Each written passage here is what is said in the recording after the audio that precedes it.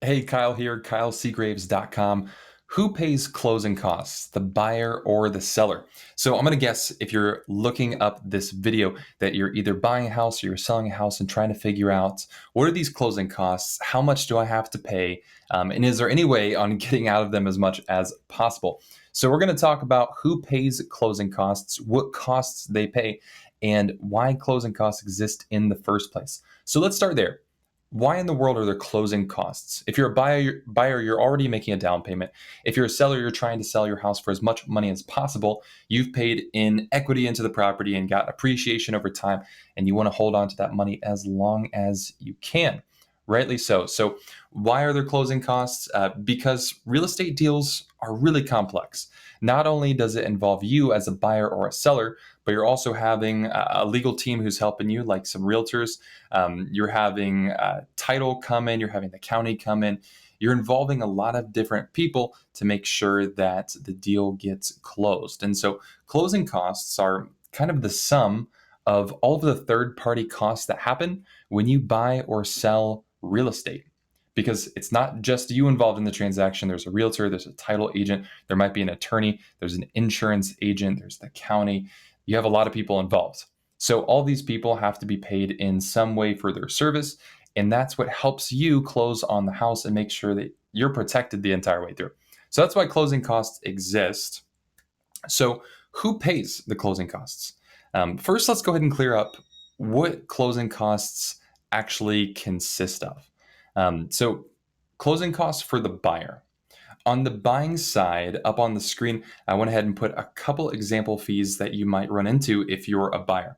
So one of those is any lender fees. So things you'll run into would be like an underwriting fee, a processing fee, or any loan origination charges that are charged by the lender.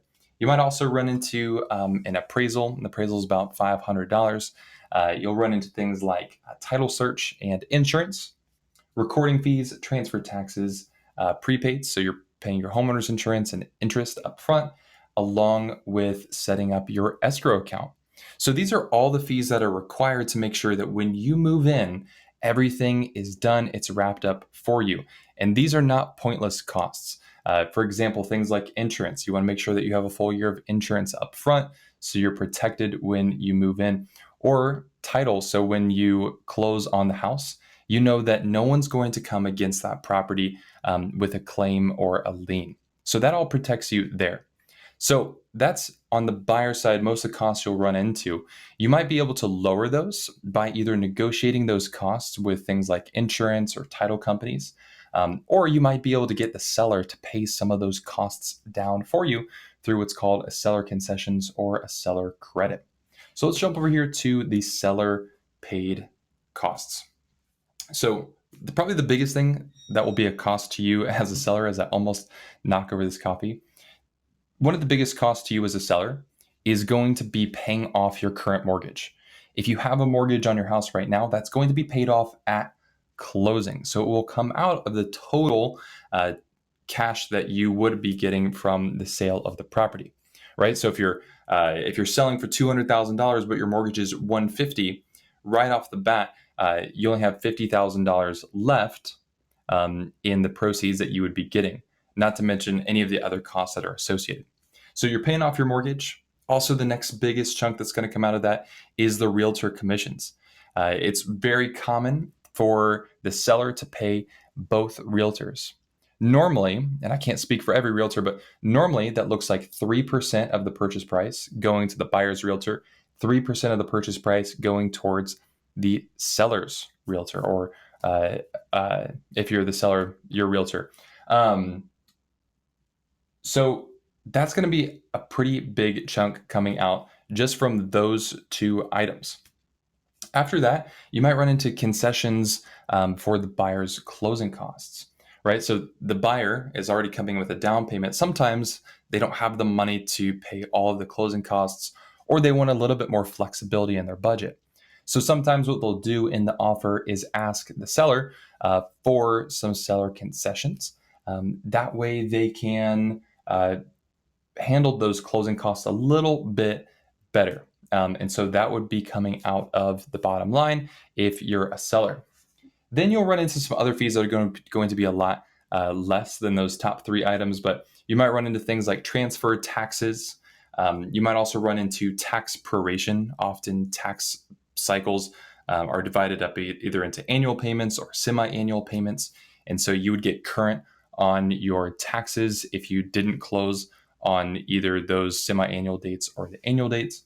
And then you might run into some other legal or processing or admin fees for you as a seller.